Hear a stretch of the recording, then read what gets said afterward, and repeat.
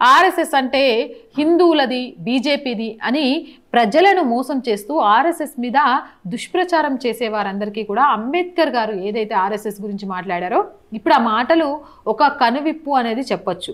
వేరే ఏ విషయాల్లోనైనా విభేదం ఉండొచ్చు, కానీ నాకు ఆర్ఎస్ఎస్తో ఒక ఆత్మీయ అనుబంధం ఉంది అని మాట్లాడారు అంటే ఆర్ఎస్ఎస్ వల్ల ఈ దేశానికి ఎంత ఉపయోగం ఉంటుంది అనేది ఆయన అప్పుడే ఆలోచించి ఉండొచ్చు.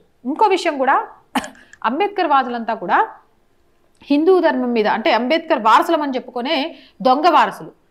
నిజంగా అంబేద్కర్ వారసులు అయితే ఆయన ఆశయాలను తీసుకెళ్ళాలి, కానీ ఇక్కడ దొంగ వారసులు ఎక్కువైపోయిన సందర్భంలో హిందూ ధర్మం మీద ద్వేషం పుట్టించడానికి హిందూ ధర్మాన్ని వీడారు అంబేద్కర్ గారు. బ్రాహ్మణ ద్వేషి అంబేద్కర్ గారు, బ్రాహ్మణులు అంటే నచ్చేది కాదు, హిందూ ధర్మం అంటే నచ్చేది కాదు అని చెప్తారు. కానీ అంబేద్కర్ గారి ఏమంటారు భార్య స్వయంగా ఒక బ్రాహ్మణురాలు.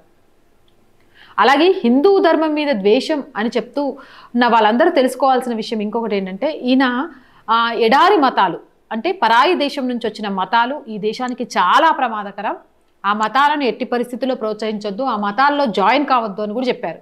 మరి ఇప్పుడు అంబేద్కర్ ముసుగులో చాలామంది అసలు ముసుగు తీసేస్తే ఇంటికి వెళ్ళి చూస్తే సిలువలు తకతక మిగిలినవన్నీ కనబడతా ఉంటాయి.